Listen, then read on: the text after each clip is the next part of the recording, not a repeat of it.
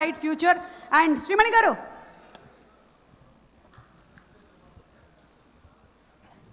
చెప్పండి శ్రీమణి గారు, మీరు నెక్స్ట్ ఏ కంట్రీకి వెళ్ళాలని అనుకుంటున్నారు వెకేషన్కి?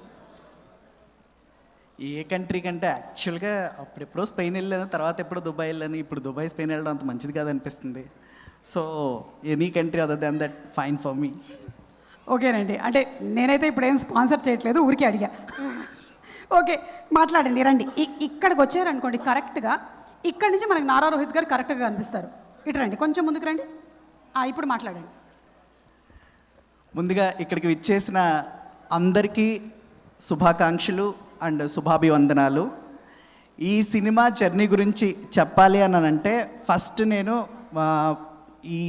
నాకు రైటర్గా పరిచయం అయిన భానుగారి గురించి చెప్పాలి. సో తండేల్ సినిమా ప్రయాణం చేస్తున్నప్పుడు భానుగారి పరిచయం. ఆయన వచ్చి మధ్యలో సిచ్యువేషన్స్, తండేల్ సినిమా కథలో ఆయన కొంచెం ఇన్వాల్వ్ అయి ఉన్నారు, కథలో రైటింగ్లో వాటిల్లో. సో ఆయన సిచ్యువేషన్స్ అవన్నీ చెప్తున్నప్పుడు ఎవరైనా అని అనుకున్నాను అనమాట. తర్వాత ఆయన కథలన్నీ వరుసగా చెప్పి తర్వాత సింగిల్ సినిమా రాసాం శ్రీ విష్ణు గారిది, అందులో పాట మంచి పాట. సో ఇలా ఆయనతో ట్రావెల్ స్టార్ట్ అవుతున్నప్పుడు ఇలాగా గాయపడ్డ సింహం గురించి ఆయన చెప్పారు మొత్తం. గాయపడ్డ సింహం ఏ పేరే భలే ఉంది అనుకుని ఒకసారి కథ అంతా చెప్పన్నప్పుడు కశ్యప్ శ్రీనివాస్ గారిని పరిచయం చేశారు. సో ఆయన మొదట నాకు చెప్పిన సిచ్యువేషన్ వేరు, నేను రాసిన పాట వేరు. ఇది ఒక విచిత్రమైన సంఘటన.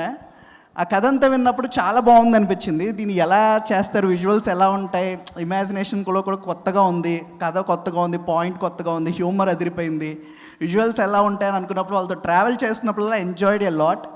ఇందులో నేను రాసిన పాట బ్రైట్ సాంగ్, ఫరియా గారి సాంగ్. అండ్ విజువల్స్ చూసిన తర్వాత షాక్, ఎంత బాగున్నాయి అంటే విజువల్స్ మీరు అందరూ కూడా చూశారు. అండ్ సినిమా స్క్రీన్ మీద ఇంకా చాలా బాగుంటుంది. భాను గారు అలా పరిచయం అయ్యి దాని తర్వాత కళ్యాణ్ గారిని పరిచయం చేశారు. కళ్యాణ్ గారిది నాకు ఎప్పటి నుంచి పరిచయం అంటే 10 years బ్యాకే ఆయన ముందు నాకు పరిచయం. సో భాను గారి కంటే ముందు ఆయన పరిచయం, మళ్ళీ భాను గారు ఆయన పరిచయం చేశారు. సో దాని తర్వాత కళ్యాణ్ గారు భాను గారు కలిసి పవన్ సాధినేని గారిని పరిచయం చేశారు. పవన్ సాధినేని గారు నాకు ఎప్పటి నుంచో తెలుసు, ఆఫీస్లో అప్పుడప్పుడు కలుస్తుంటాం. బట్ పర్టికులర్గా ఈ సినిమా కోసం కూర్చున్నప్పుడు ఆయన ఆకాశంలో ఒక తారకు పనిచేస్తారా అని అడిగారు అనమాట.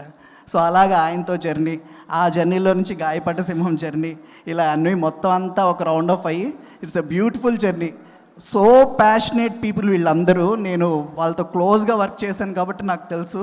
A bunch of passionate people created this crazy film. And మీరు చూసిన తర్వాత దీన్ని ఎంజాయ్ చేస్తారు ఫుల్గా. అండ్ ఈ సినిమా మొత్తం నాకు చూపించారు, కొన్ని రివీల్ చేయను. కానీ ఇందులో ముఖ్యంగా నేను చెప్పాలనుకున్న 2 lines ఏంటంటే, సాధారణంగా నేను స్పీచ్లు ఎప్పుడు ప్రిపేర్ అయ్యాను, దీనికి మాత్రం ప్రిపేర్ అయ్యమని భాను గారు స్పెషల్గా చెప్పారు. సో అందుకని 2 lines ఏంటంటే, ఇది భయానికి ధైర్యం ఉందని చెప్పే కథ, ధైర్యానికి భయం ఉందని నేర్పించే కథ, పడిపోయిన వారికి లేవడం గురించి చెప్పే కదా, లేచిన కెరటానికి నువ్వు ఒకసారి పడిపోయావని గుర్తు చేసే కథ. సో ఇలాంటి కథలో, ఇంత మంచి పాటలో, ఇంత మంచి జర్నీలో పార్ట్ అయినందుకు thank you so much Kalyan గారు, భాను గారు అండ్ పవన్ గారు అండ్ కశ్యప్ గారు.